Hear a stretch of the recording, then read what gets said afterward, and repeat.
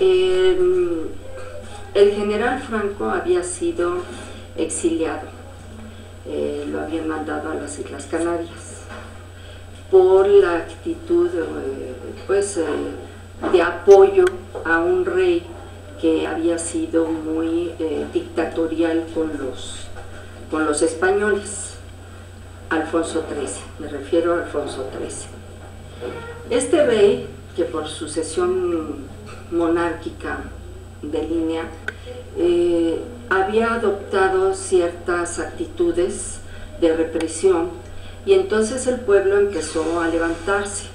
Se conformaron los sindicatos de los trabajadores, entre ellos el de la CNT, más tarde el de la FAI, pero habían otros sindicatos de los constructores y de diversos grupos de trabajadores españoles. Cuando el rey Alfonso XIII se da cuenta que está en efervescencia la animadversión del pueblo hacia él, entonces los conservadores y la gente de derecha que tenía muchos privilegios con ella, resulta que sintieron que la república que se establece, se instaura por votaciones municipales en 1931, no la quieren reconocer. Y esa actitud va a seguir ascendiendo, digamos, de tono, hasta que le piden al general Franco que de alguna manera los apoye. Primero él permaneció un poco al margen, pero después decide apoyarse con 15.000 hombres que tenía en Marruecos, a los cuales él, militares, a los cuales él había, y los tenía disciplinados totalmente a su mando. Así es que, por otro lado, pide ayuda a Hitler y pide ayuda a Mussolini, que eran pues los dictadores que estaban en Alemania y en Italia, y les pide apoyo en cuestión de aviones, el apoyo bélico, y le mandan muchos aviones de apoyo. También le mandan barcos. Con esto puede desembarcar a sus tropas que estaban en Marruecos y que eran totalmente leales a él, y empezar esa guerra fratricida donde murieron más de 2 millones de españoles. Inglaterra decide permanecer al margen, una no intervención, porque era un problema netamente español, y es así como los españoles republicanos se encuentran en serios problemas para enfrentar esas acciones bélicas. Se suceden muchos bombardeos donde la gente civil, el pueblo, muere masacrado realmente porque no tuvo la República ese apoyo, ¿no? Por otro lado, México ofrece su apoyo a los republicanos, desconoce a Franco, que finalmente se erige en jefe de Estado, y desconoce a toda la fuerza bélica que él está ejerciendo, ¿no?, sobre el pueblo español. En lo que a mí respecta, pues mis padres pasaron los Pirineos llevando en brazos a mi hermano el mayor, porque las carreteras eran ametralladas o eran bombardeadas.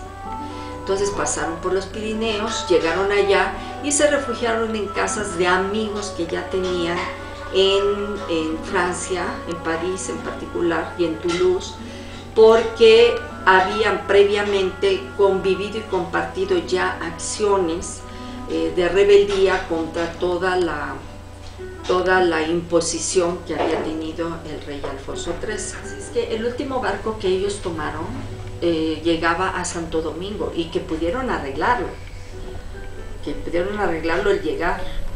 Y hay muchas anécdotas en referencia a esto, porque incluso mi padre fue a la embajada de Santo Domingo en Francia, ¿no?, en París, y fue con un cuñado, y resulta de que había una clave, pero él no la sabía, para tocar a la puerta y que les abrieran, porque no abrían en la embajada, y tocó tal como tocaba en su casa, en la casa de sus padres, y resultó que era la clave precisamente para abrirles la puerta, y es así como pudieron entrevistarse con el embajador y venirse.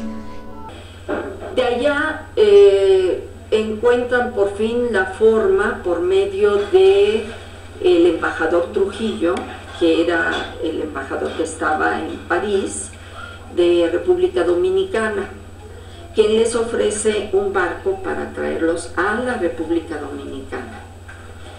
De ahí llegan a la República Dominicana, llegaron a Santo Domingo, y habían pasado la frontera a Francia en el 39, pero allí estuvieron 2 años y medio, incluso nació una hermana en Santo Domingo.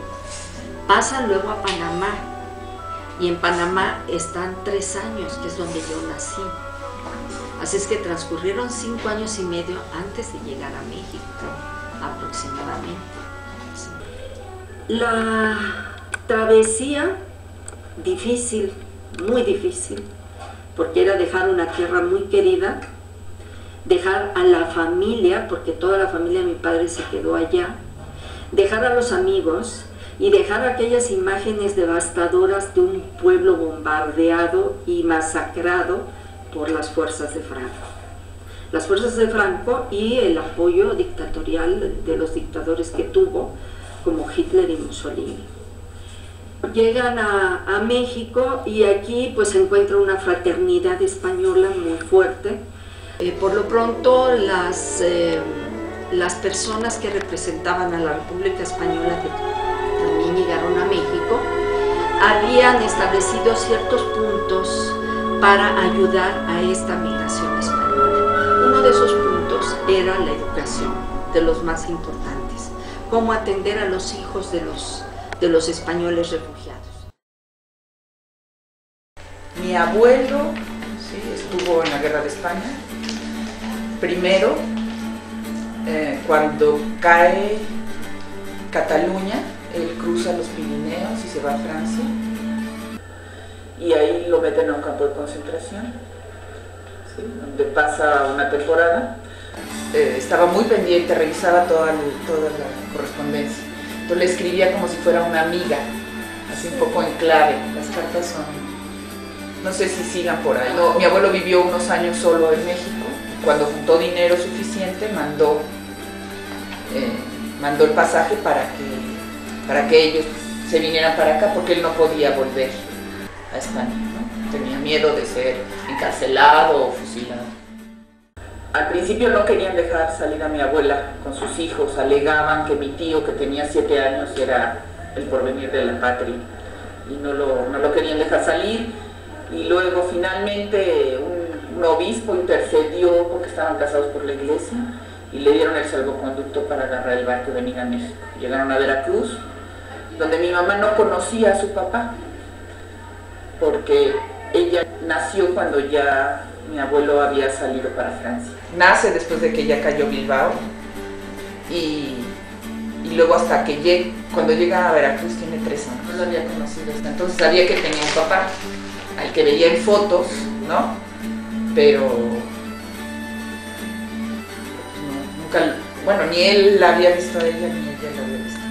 Mi abuela lo primero que compró fue, al llegar a México, una máquina de coser, por ejemplo, para empezar a hacer cortinas, sábanas, vestidos, porque pues, venían casi con lo puesto, y pues se puso a coser. Y poco a poco se fueron haciendo a la idea de que se iban a quedar aquí. En un principio creían que no, que el asunto iba a ser temporal. Empieza la Segunda Guerra Mundial y dicen, bueno, acabando la Segunda Guerra el asunto se va a arreglar en España y vamos a volver, y pues no.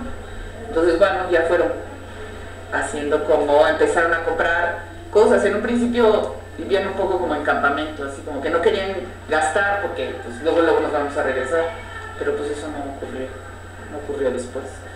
Mis abuelos no vuelven a España, hasta el 69 vuelven de nuevo a un poco de miedo. Franco vivía todavía, pero bueno, pudieron visitar a sus familias, pero pasaron muchísimos años. Y los amigos se convirtieron en la familia. Estas familias que también vinieron solas empezaron a generar redes, ¿no? Y empezaban aunque bien no eran familias, se comportaban como si cuando alguien se enfermaba, preguntaban por él, los ayudaban si necesitaban algo, les cuidaban a los niños. Un poco es lo que hicieron los refugiados, fue generar nuevas familias acá.